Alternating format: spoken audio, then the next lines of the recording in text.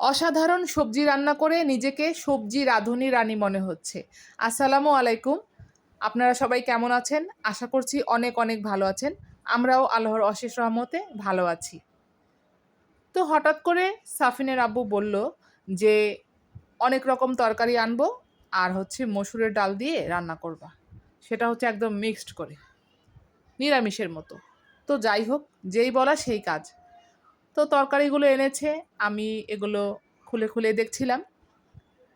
তার আগে বলে নেই, আমার ভিডিও যদি আপনাদের ভালো লেগে থাকে তাহলে লাইক, কমেন্ট, শেয়ার করতে ভুলবেন না আর সাবস্ক্রাইব করে দিবেন।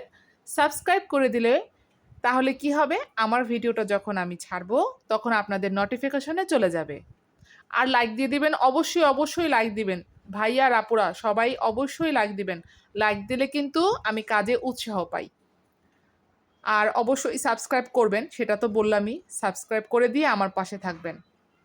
আমি নতুন, আমার ভিডিওতে যদি কোনো ভুল ত্রুটি থাকে তাহলে অবশ্যই সেটা কমেন্ট বক্সে জানিয়ে দিবেন। আর রান্নাবান্না আর সব কিছু কেমন লাগলো সেটাও কমেন্ট বক্সে জানাতে ভুলবেন না।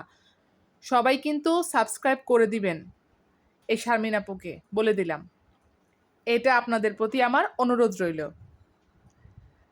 তরকারিগুলো বের করে নিলাম। এখানে ঝিঙ্গে ছিল, ধনেপাতা, লেবু, কাঁচা কলা ছিল 2টা, তারপরে পেঁপে ছিল, লাউ ছিল, পটল ছিল, চিচিঙ্গা ছিল, এই তো এগুলোই।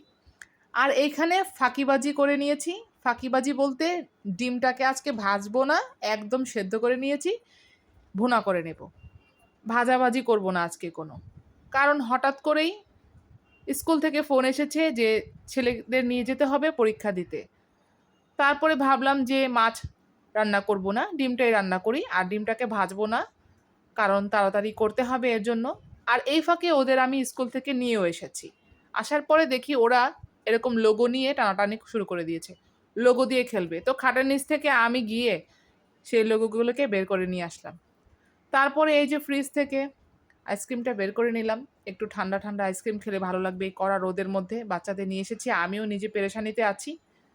যাই হোক, নিজেকেও একটু রিল্যাক্স মোডে রাখা দরকার, তাই না? আর ওদেরকেও এখান থেকে একটু দিলাম। আর ছেলেরাও আমার মতো ডিম ভুনা পছন্দ করে, 2 ছেলেই। তো যাই হোক, এখানে দেখালাম আপনাদেরকে যে ওরা কেমন করে খেলছে। এই লোগো সেটটা অনেক বড় একটা সেট, অনেক কিছু বানানো যায় এটা দিয়ে। আর এই যে সাফিন, তো দেখেছেন সাফিন কীরকম করছে, অনেক খুশি, অনেক দিন পর এটা দিয়ে খেলছে এর জন্য। তো এই ধরনের সবজি আমি এর আগে কোনোদিনও রান্না করিনি। ডাল দিয়ে, লাউ দিয়ে রান্না করেছি, ডাল দিয়ে জালি কুমড়া দিয়ে রান্না করেছি, কিন্তু এরকম রান্না করিনি, এত রকম সবজি দিয়ে করিনি। তো যাই হোক, আজকে এই রান্নাটা করব।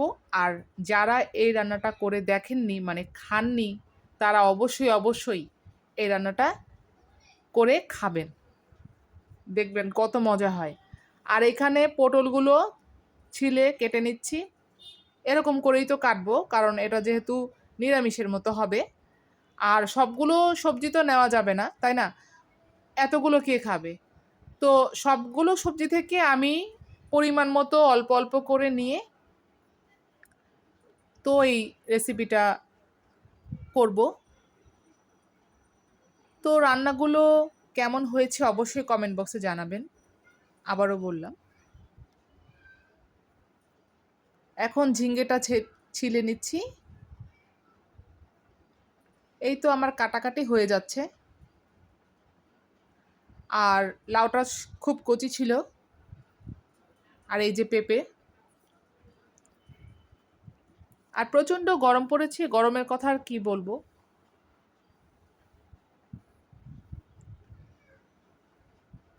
তো মসুরি ডালটা আমি আগেই ভিজিয়ে রেখেছিলাম যাতে তাড়াতাড়ি এটা সেদ্ধ হয়ে যায়। তো তরকারিটা ধুয়ে নিলাম। তো অনেকগুলো তরকারি, তো সব কিছু করতে একটু সময় লাগে। একা একা করেছি সব কিছু, তো একাই তো করতে হবে। আর এদিকে রান্নাটা অলরেডি শুরু করে দিলাম। দেখেন তাহলে আমার সবজি রান্নাটা, পেঁয়াজটা লাল করে নিচ্ছি, তারপরে সবগুলো মশলা দিয়ে দিলাম, ভালো করে কষিয়ে নেব। যাতে হলুদের কোনো গন্ধ না থাকে। সবাই তো জানেনই কীভাবে রান্না করে, তরকারি যেভাবে রান্না করে সেভাবেই রান্না করতে হবে। এটা খেয়ে দেখবেন আপনারা বাসায়, অবশ্যই ভালো লাগবে আপনাদের। তারপরে তরকারি দেওয়ার পরে আমি এটার মধ্যে ওই মসুরের ডালটা দিয়ে দিলাম, ওই পানিটা সহই দিয়ে দিলাম, কারণ পানির মধ্যে কিন্তু ওই ডালের ভিটামিনটা আছে। ওই পানিটা কিন্তু ফেলে দিবেন না, ডালের পানিটা, ডাল ভেজানোর পানিটা। তো ঢেকে দিলাম পানি দিয়ে। টকবক টকবক করছে, ফুটছে তরকারি, অর্ধেকটা সেদ্ধ হয়ে গিয়েছে। আর এই যে বিকেল হয়ে যাচ্ছিল, তারপরে এখন আমি এটাকে ভাগার দিব।